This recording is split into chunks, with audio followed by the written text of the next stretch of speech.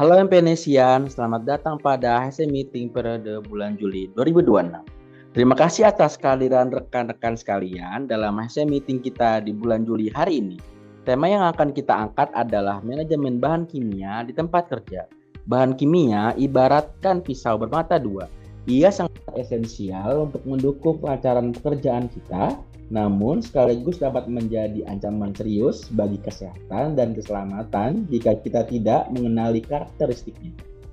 Selama beberapa menit ke depan, kita akan membedah siklus pengelolaan bahan kimia yang aman, mulai dari identifikasi bahan kimia, distribusi pengiriman bahan kimia, hingga tata cara penyimpanan bahan kimia yang ramah lingkungan dan sesuai dengan regulasi yang mengatur. Saya mengajak rekan-rekan untuk aktif berpartisipasi karena pemahaman Anda adalah garis pertama dalam mencegah insiden kimia di lingkungan kerja kita. Materi hari ini kita akan bahas dalam 5 bagian. Yang pertama, kita akan memahami terlebih dahulu apa yang dimaksud dengan definisi manajemen bahan kimia. Setelah itu kita akan melihat berbagai prosedur pengendalian bahan kimia yang ada di lingkungan kerja kita. Selanjutnya, kita akan membahas bahaya dan paparan kimia yang ada di tempat kerja, serta bagaimana cara penanganan tumpahan bahan kimia. Yang terakhir adalah penanganan trauma bahan kimia. Sebelum membahas prosedur pengendalian bahaya kimia yang ada di lingkungan kerja kita perlu memahami terlebih dahulu apa sih itu manajemen bahan kimia. Manajemen bahan kimia adalah pendekatan terstruktur dalam penggunaan bahan kimia dalam berbagai proses industri. Hal ini mencakup perencanaan, pengadaan, penyimpanan, penggunaan, dan pemantauan bahan kimia yang digunakan dalam operasi perusahaan. Tujuannya adalah untuk memastikan bahwa bahan kimia digunakan dengan efisien, aman, dan sesuai dengan kebutuhan yang ditetapkan. Manajemen bahan kimia juga mencakup pengadaan bahan kimia yang tepat, memilih pemasok yang dapat diandalkan, dan memastikan penyimpanan yang aman. Hal ini mencakup kebijakan penyimpanan yang sesuai dan tindakan keamanan untuk mencegah kebocoran atau pencemaran. Di Indonesia, regulasi yang mengatur perihal manajemen bahaya kimia diatur dalam beberapa regulasi. Di antaranya apa saja, yaitu yang pertama ada Undang-Undang Nomor 1 Tahun 1970 tentang Keselamatan Kerja. Kedua, ada Undang-Undang Nomor 36 Tahun 2009 tentang Kesehatan. Ketiga, Peraturan Pemerintah Nomor 74 Tahun 2001 tentang pengelolaan B3 atau bahan berbahaya dan beracun. Keempat, Peraturan Pemerintah Nomor 88 Tahun 2019 tentang Kesehatan Kerja. Kelima, ada Peraturan Menteri Tenaga Kerja Nomor 5 Tahun 2018 tentang Keselamatan dan Kesehatan Kerja Lingkungan Kerja. Keenam, Peraturan Menteri Kesehatan Nomor 70 Tahun 2016 tentang Standar dan Persyaratan Kesehatan Lingkungan Kerja Industri. Ketujuh, Keputusan Menteri Tenaga Kerja Nomor Cap 187/Men/Tahun 1999 tentang pengendalian bahan kimia berbahaya di tempat kerja. Terakhir adalah Kepmenperin Nomor 23 Tahun 2013 tentang Sistem Harmonisasi Global, Klasifikasi, dan Label pada Bahan Kimia. Semua aturan ini mewajibkan perusahaan mengidentifikasi potensi bahaya, menyediakan lembar data keselamatan, SDS atau Safety Data Sheet, untuk mencegah kecelakaan dan penyakit akibat kerja.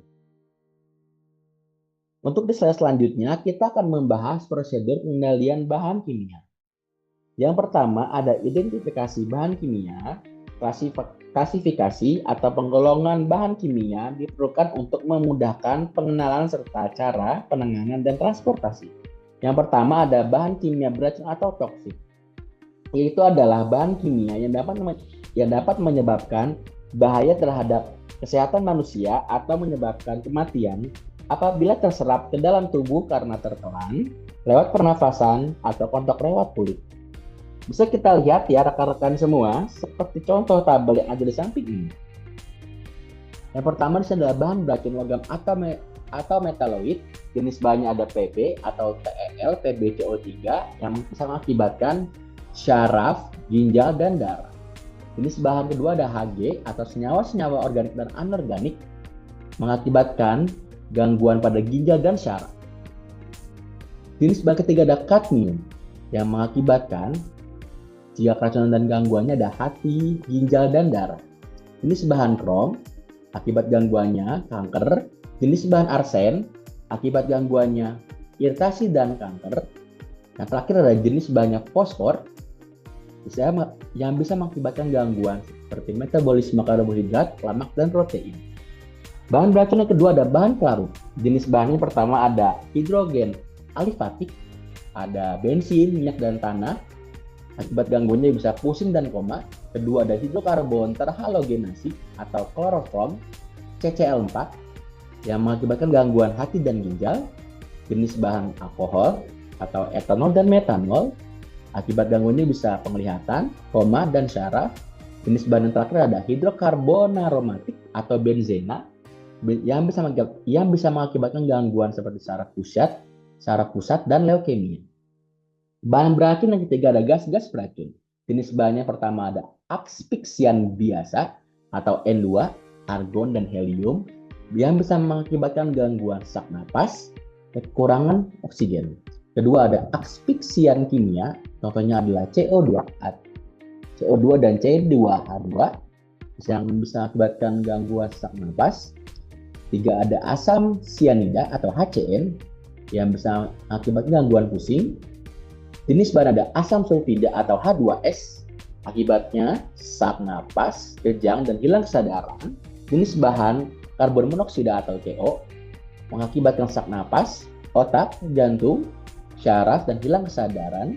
Yang terakhir ada nitrogen oksida atau NOx yang bisa mengakibatkan sesak napas, iritasi, dan kematian. Bahan beracun yang keempat ada karsinogen. Contoh jenis bahannya ada 5. Apa saja? Ada pertama ada benzena yang bisa mengakibatkan gangguan seperti leukemia. Jenis bahan asbes yang bisa mengakibatkan gangguan paru-paru. 3 ada benzidin yang bisa mengakibatkan gangguan seperti kandung kencing. 4 ada krom yang bisa mengakibatkan gangguan paru-paru. Yang terakhir ada vinyl klorida yang bisa mengakibatkan gangguan hati, paru-paru, syaraf pusat, dan darah. Terakhir ada bahan beracun pestisida. Jenis bahannya adalah organoklorin dan organofosfat yang bisa mengakibatkan gangguan pusing, kejang, hilang kesadaran, dan kematian.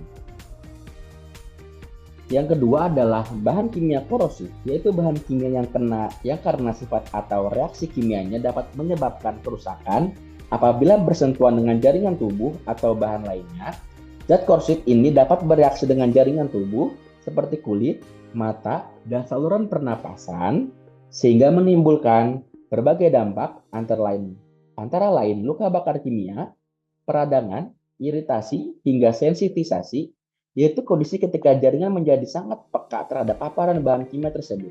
Bisa kita lihat ya rekan-rekan, semua seperti contoh tabel yang ada di samping ini. Korosif dibagi menjadi 3 wujud atau fase, yaitu korosif padat, cair, dan gas. 3 ada bahan kimia mudah terbakar atau flammable, yaitu adalah bahan kimia yang mudah bereaksi dengan oksigen dan dapat menimbulkan kebakaran. Reaksi kebakaran yang amat cepat dapat juga menimbulkan ledakan. Untuk menghindari bahan kimia terbakar adalah dengan tidak memanaskannya di permukaan panas, yakni menggunakan pemanas air dan penangas kuat atau steam bath. Keempat, ada bahan kimia peledak atau eksplosif. Adalah zat padat, cair, atau campuran keduanya yang dapat mengalami reaksi kimia yang secara cepat sehingga menghasilkan gas dalam jumlah besar, tekanan tinggi, dan suhu yang sangat tinggi. Reaksi tersebut dapat menimbulkan ledakan yang menyebabkan kerusakan pada lingkungan di sekitarnya. Bahan kimia peledak umumnya sangat peka terhadap panas, api, benturan, gesekan, maupun sumber pemicu lainnya. Beberapa bahan peledak memang sengaja dibuat untuk keperluan tertentu seperti kegiatan pertambangan, konstruksi, dan militer. Sedangkan bahan lainnya dapat bersifat eksplosif apabila tidak ditangani, disimpan, atau digunakan sesuai dengan prosedur keselamatan yang berlaku. Kelima, ada bahan kimia oksidator atau oxidation, yaitu adalah suatu bahan kimia yang mungkin tidak mudah terbakar, tetapi dapat menghasilkan oksigen yang dapat menyebabkan kebakaran bahan-bahan lainnya. Keenam, ada bahan kimia reaktif terhadap air atau dalam bahasa Inggrisnya water sensitive substance, yaitu adalah bahan kimia yang amat mudah bereaksi dengan air dengan mengeluarkan panas dan gas yang mudah terbakar. Bahan-bahan berwujud cair yang mudah terbakar misalnya contoh seperti apa saja, yaitu aseton, benzena, dan petrol. Ketujuh, ada bahan kimia reaktif terhadap asam atau dalam bahasa Inggrisnya, acid sensitive substance, yaitu adalah bahan kimia yang amat mudah bereaksi dengan asam menghasilkan panas dan gas yang mudah terbakar atau gas-gas yang beracun dan korosif. Bahan yang mudah bereaksi dengan asam menghasilkan panas dan gas dan mudah terbakar adalah alkali-alkali atau senyawa-senyawa alkali. Kedelapan, ada gas bertekanan atau compressed gases, yaitu adalah gas yang disimpan di bawah tekanan, baik gas yang ditekan maupun gas cair atau gas yang dilarutkan dalam pelarut di bawah tekanan. Lebih jelasnya, rekan-rekan, gas bertekanan disimpan dalam tekanan tinggi, baik gas yang ditekan, gas cair, atau gas yang dilarutkan dalam pelarut di bawah tekanan. Gas bertekanan ini banyak digunakan di dalam laboratorium. Bahaya dari gas ini adalah efek dari tekanan tinggi dan juga mungkin bersifat racun, asfiksia, korosif, dan mudah terbakar.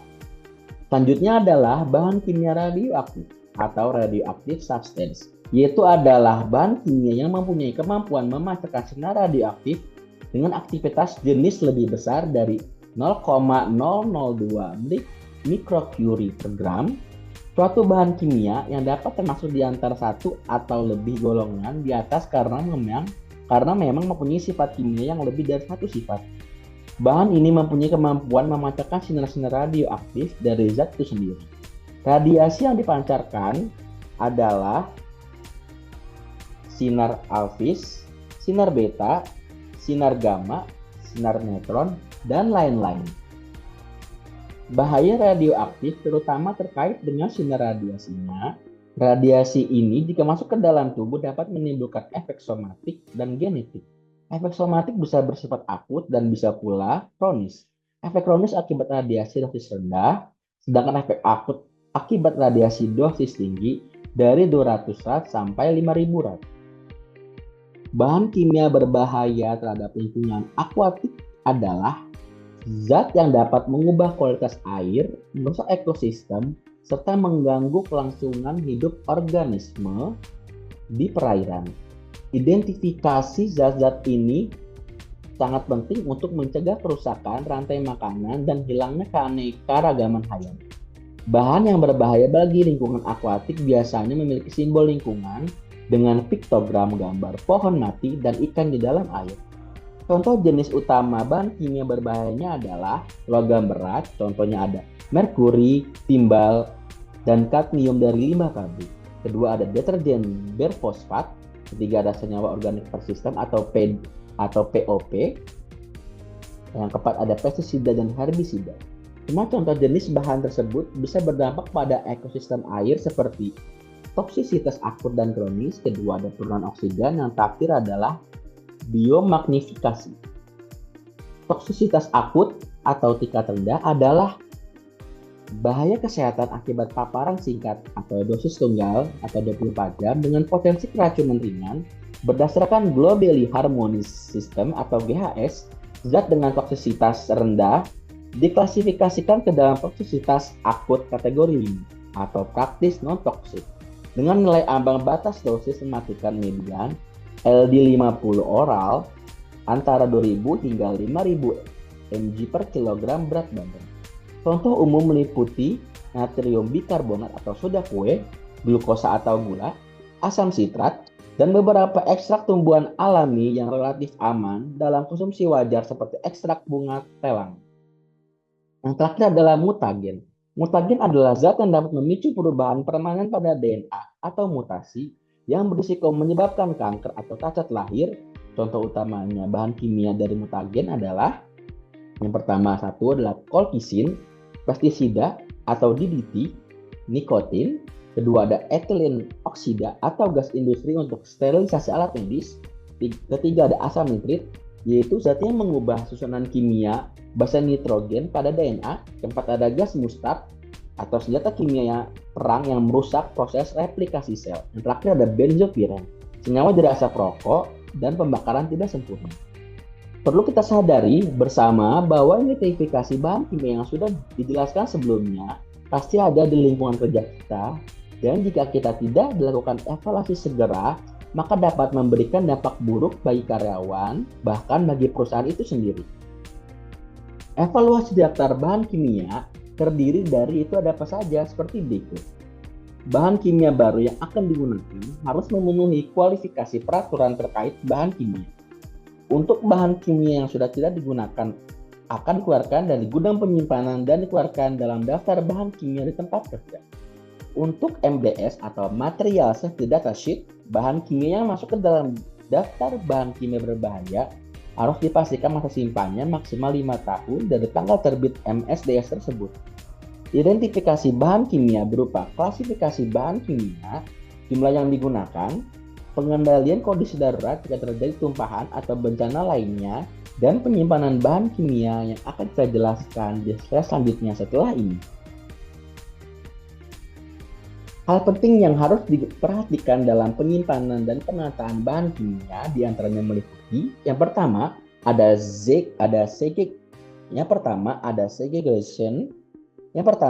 segregation atau aspek pemisahan, kedua multiple hazard atau tingkat resiko bahaya, ketiga labeling atau pelabelan, keempat storage facilities atau fasilitas penyimpanan, kelima ada secondary containment atau penampung sekunder, keenam ada outdated chemicals atau bahan kimia yang sudah kadaluarsa, yang selanjutnya inventory atau persediaan stok barang, yang terakhir ada hazard information atau informasi resiko bahaya.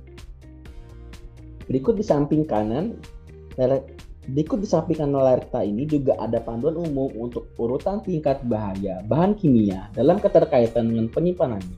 Yang pertama itu bahan kimia paling berbahaya ada di bahan radioaktif, setelah itu bahan pyroforik, bahan eksplosif, cairan flammable, asam atau basa korosif, bahan reaktif terhadap air, padatan flammable, bahan oksidator, bahan kombustible, dan yang paling rendah tingkat bahayanya ada di bahan toksik dan bahan yang tidak memerlukan pemisahan secara khusus. Wadah bahan kimia dan lokasi penyimpanan harus diberi label yang jelas. Label wadah harus mencantumkan nama bahan, tingkat bahaya, tanggal diterima, dan dipakai. Alangkah baiknya jika tempat penyimpanan masing-masing kelompok bahan tersebut diberi label dengan warna berbeda, seperti gambar yang ada di sebelah kita ini. Saya akan menjelaskan secara singkat mengenai lembar data keselamatan bahan atau LDKB atau SDS Safety Data Sheet untuk bahan kimia ethoxylated alcohol. Ethoxylated alcohol merupakan surfaktan non-ionik yang banyak digunakan dalam industri sebagai bahan pembersih, deterjen, dan proses manufaktur. Produk ini digunakan untuk keperluan industri sehingga harus ditangani sesuai prosedur keselamatan. Berdasarkan klasifikasi GHS, bahan ini memiliki dua bahaya utama. Pertama, dapat menyebabkan kerusakan mata yang serius. Kedua, berbahaya bagi lingkungan perairan sehingga tidak boleh dibuang langsung ke saluran air atau sungai. Slide selanjutnya, kita akan membahas alat pelindung diri penyimpanan bahan kimia. APD ini mempunyai fungsi tersendiri yang terdiri dari: yang pertama ada jas laboratorium atau lab coat yang berfungsi melindungi pakaian dan kulit tubuh bagian depan dari percikan atau tumpahan bahan kimia. Umumnya, jas lab ini terbuat dari bahan yang tidak mudah mencerap cairan. Kedua, kacamata pelindung atau safety glasses yang berfungsi melindungi mata dari percikan larutan kimia yang bersifat iritan, korosif, atau partikel debu berbahaya yang mungkin terlepas saat memindahkan wadah. Ketiga, ada sarung tangan karet atau rubber gloves. Berfungsi untuk melindungi kulit tangan dari kontak langsung dengan bahan kimia beracun atau korosif yang dapat menyebabkan iritasi, luka bakar, atau terserap ke dalam aliran darah melalui kulit. Keempat, ada masker bedah karet yang bermanfaat untuk menyaring dan melindungi saluran pernapasan dari paparan debu halus atau uap bahan kimia ringan. Dengan catatan, untuk bahan kimia dengan uap pekat atau beracun tinggi, diperlukan masker respirator dengan filter khusus. Yang kelima, yang terakhir, ada sepatu karet atau rubber boots. Bermanfaat melindungi bermanfaat melindungi area kaki dan telapak kaki dari tumpahan cairan kimia di lantai sekaligus mencegah agar tidak terpeleset. Keempat, distribusi pengiriman bahan kimia. Yang pertama ada klasifikasi dan identifikasi bahan kimia. Terdiri dari penyusunan STS atau Safety Data Sheet, yaitu adalah setiap bahan kimia wajib disertai SDS yang dulu dikenal sebagai MSDS atau Material Safety Data Sheet. Dokumen ini mencakup informasi sifat kimia, risiko bahaya, tindakan pertolongan pertama, dan instruksi penanganan darurat. Pelabelan dan simbol bahaya yaitu adalah kemasan harus ditempel simbol bahaya yang jelas, misalnya gambar tengkorak untuk racun atau api untuk bahan mudah terbakar, beserta nomor UN atau Unit Nations untuk identifikasi cepat oleh petugas logistik. Yang kedua ada pengemasan. Terdiri dari jenis wadah, yaitu adalah menyesuaikan dengan sifat kimia zat tersebut. Contohnya menggunakan intermediate bulk containers atau IBC totes, drum baja, drum plastik, atau botol kaca untuk skala laboratorium. Kompatibilitas. Bahan wadah tidak boleh bereaksi dengan bahan kimia di dalamnya. Misalnya, zat asam kuat tidak boleh disimpan dalam drum logam biasa karena bisa mengipisnya. Untuk desa selanjutnya, yang ketiga ada moda transportasi dan armada khusus. Terdiri ada 3 jalur, yaitu apa saja sebagai berikut. Jalur darat, truk tangki atau diesel tank, menggunakan truk khusus yang dilengkapi sistem pengaman. Pengemudi truk bahan kimia B3 wajib memiliki lisensi atau sertifikasi khusus seperti SIM B2 umum di Indonesia dan pemahaman K3. Kedua ada jalur laut atau cargo ship, menggunakan kapal kontainer atau kapal tanker curah, pengapalan tunduk pada aturan IMDG Code atau International Maritime Dangerous Goods. Yang ketiga terakhir ada jalur udara, sangat dibatasi dan diatur ketat oleh IATA. Biasanya hanya untuk jalur udara sangat dibatasi dan diatur ketat oleh IATA atau IATA. Biasanya hanya untuk sampel bahan kimia dalam jumlah kecil dan tidak semua jenis bahan kimia diizinkan masuk ke pesawat. Keempat, ada dokumen legalitas dan perizinan. Terdiri dari surat dan Keempat, ada dokumen legalitas dan perizinan. Terdiri dari surat jalan dan manifest B3, yaitu dokumen resmi yang mencatat jenis limbah, jumlah limbah, tujuan, dan pengirim bahan berbahaya. Yang terakhir ada izin edar atau transportasi. Di Indonesia, izin transportasi bahan berbahaya dan beracun B3 dikeluarkan oleh Kementerian Perhubungan dan KLHK atau Kementerian Lingkungan Hidup dan Kehutanan. Dan terakhir adalah prosedur keamanan dan tanggap darurat atau emergency response. Terdiri dari ada 3, yaitu perencanaan rute. Truk pengangkut kimia seringkali dilarang melewati pusat kota yang padat atau kawasan sumber air minum. Rute dipilih yang paling aman, bukan yang paling cepat. Kedua, ada alat pelindung diri atau APD dan P3K. Armada harus menyediakan APD yang sesuai seperti tentunya masker gas, sarung tangan kimia, dan alat pemadam api ringan atau APAR yang cocok dengan jenis bahan kimia yang dibawa. Ketiga, terakhir ada SOP kebocoran. Jika terjadi kebocoran di jalan, kru harus segera mengisolasi area, menghubungi tim tanggap darurat, dan menggunakan material penyerap atau spill kit agar zat kimia tidak mencemari lingkungan sekitar.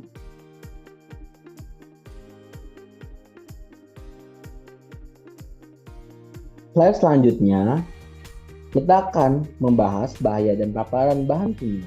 Bahan kimia dapat masuk ke dalam tubuh manusia melalui 3 jalur utama: pernapasan atau inhalasi, penyerapan kulit atau absorpsi, dan tertelan atau inhalasi. 1. Efek akut atau jangka pendek, iritasi, yaitu terjadi pada mata, kulit, atau saluran pernapasan. Contohnya adalah paparan uap klorin atau amonia yang menyebabkan mata perih dan batuk-batuk. Yang kedua ada luka bakar kimia, yaitu akibat kontak langsung kulit dengan zat asam kuat seperti asam sulfat atau basa kuat seperti soda api. Yang ketiga ada asfiksia atau sesak napas. Gas seperti karbon monoksida atau CO atau hidrogen cyanida atau HCN dapat mengurangi kadar oksigen dalam darah atau jaringan yang bisa menyebabkan pingsan hingga kematian mendadak. Kedua, ada efek kronis atau jangka panjang. Yang pertama ada kerusakan organ dalam, yaitu adalah paparan jangka panjang terhadap logam berat seperti timbal atau merkuri yang dapat merusak ginjal, hati, dan sistem saraf pusat. Yang kedua ada kanker atau karsinogenik, yaitu beberapa bahan kimia terbukti memicu kanker. Contohnya adalah asbestos yang menyebabkan mesotelioma dan benzena ya atau memicu leukemia. Yang ketiga terakhir ada gangguan reproduksi dan janin atau mutagenik atau teratogenik. Paparan zat tertentu dapat mengganggu kesuburan atau menyebabkan cacat lahir pada bayi.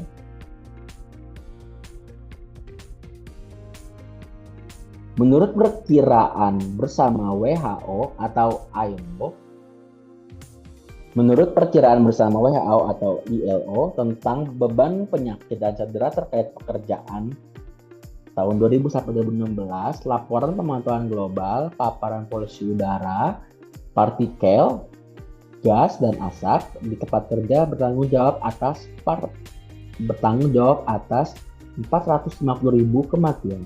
Berikut beberapa efek dari bahaya dan paparan bahan kimia pada kesehatan manusia.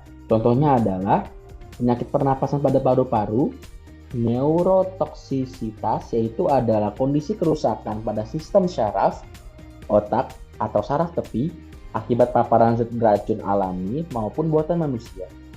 Toksisitas reproduksi, yaitu potensi bahaya dari zat kimia, fisik, atau biologis yang dapat merusak sistem reproduksi. Penyakit kardiovaskular pada jantung dan pembuluh darah, racunan, gangguan endokrin, atau kondisi di mana zat kimia dari luar tubuh mengganggu sistem hormon alami pada manusia, contohnya seperti pestisida.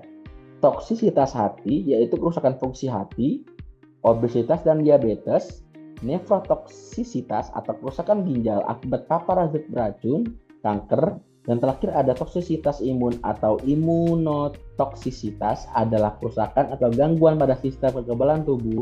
Hal ini yang menyebabkan tubuh menjadi sangat mudah sakit. Selanjutnya kita akan membahas penanganan tumpahan bahan kimia. Yang pertama, mengamankan lokasi tumpahan dengan menggunakan safe floor atau media lainnya yang ada di area tersebut. Kedua, memahami petunjuk pada lembar data keselamatan bahan atau LDKB atau MSDS, Material Safety Data Sheet. Ketiga, mempersiapkan spill kit dan menggunakan APD yang dibutuhkan sebelum melakukan penanganan tumpahan. Keempat, tumpahan larutan asam atau basa disiram dengan air agar terjadi pengenceran. Kelima, bendung tumpahan agar tidak melebar dengan absorben atau bahan penyerap yang terdapat pada spill kit atau gunakan pasir kali. Keenam, bendung tumpahan agar tidak melebar dengan absorben.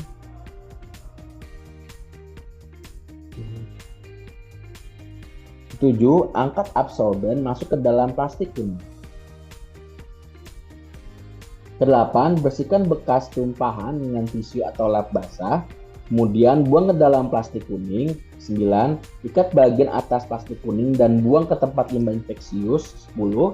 Insiden yang melibatkan bahan berbahaya harus dilaporkan menggunakan formulir laporan insiden kepada HSE untuk dilakukan investigasi. Insiden yang dilaporkan jika berdampak pada kesehatan manusia, toksik, karsinogen, dan kematian. Kedua, menyebabkan kerusakan properti atau aset perusahaan dan berdampak terhadap lingkungan. Yang 11 terakhir, investigasi dilakukan setelah menentukan jenis tumpahan apakah kategori sederhana atau membahayakan dengan mengacu pada jenis bahan kimia yang tumpah. Kedua, jumlah bahan kimia yang tumpah. Ketiga, karakteristik bahan kimia yang tumpah. 4, lokasi tumpahan. 5, metode penanganan tumpahan. Terakhir, APD yang tersedia. Outline terakhir kita akan membahas penanganan trauma bahan kimia. Yang pertama, ada trauma pada mata. Cara yang pertama, alirkan air bersih atau cairan steril ke mata yang terkena selama minimal 15-20 menit. Keringkan kepala agar air tidak mengalir ke mata yang sehat. Jika korban memakai lensa kontak, dilakukan setelah pembilasan awal. 3. Ini akan membuat zat kimia menyebar dan rusak jaringan kornea lebih dalam. Terakhir, jika memungkinkan, bawa kemasan atau catat nama zat kimia, asam atau basa, agar dokter dapat memberikan penawar racun dan perawatan yang tepat. Kedua, trauma pada kulit. Bilas kulit di bawah air mengalir selama minimal 20 menit, segera lepas pakaian jam tangan atau perhiasan yang terpapar bahan kimia. Untuk bahan asam kuat, cuci bersih dengan sabun lembut setelah dibilas air, lalu bilas kembali. Untuk bahan basa kuat, terus bilas dengan air sesering mungkin. Terakhir, hindari mengoleskan cuka atau soda kue atau baking soda pada luka bakar kimia tanpa instruksi medis, karena reaksi kimianya justru bisa memperparah luka. Yang ketiga, terakhir, bahan kimia jika tertelan. Jangan merangsang korban untuk muntah jika bahan kimianya korosif, karena dapat membakar kerongkongan dan menyebabkan perlukaan. Kedua, memberikan minum berupa air putih dan susu ke korban sebenarnya tidak masalah untuk merangsang agar korban muntah, terkecuali jika bahan kimianya korosif. Terakhir, yang ketiga, segera hubungi fasilitas kesehatan terdekat dan amankan sisa bahan kimia atau muntahan untuk membantu identifikasi oleh dokter. Berikut adalah beberapa referensi yang saya gunakan pada materi di atas berasal dari website resmi dan dokumen SOP atau IK yang Medica Plaza punya. Demikian materi hasil meeting periode Juli 2026 mengenai manajemen bahan kimia di tempat kerja. Mari kita ciptakan lingkungan kerja yang tidak hanya aman secara fisik, karena setiap bahan kimia memiliki karakternya masing-masing dan kitalah yang harus mengendalikan mereka, bukan sebaliknya. Mulai dari kebersihan diri hingga kepatuhan SOP, setiap tindakan kecil kita berdampak besar pada keselamatan seluruh tim. Terima kasih atas perhatian dan penelitian semua dalam HSC Meeting ini. Sampai bertemu kembali di HSC Meeting selanjutnya, dan mari kita jadikan keselamatan sebagai prioritas utama dalam setiap aktivitas kerja. Tetap waspada dan salam K3.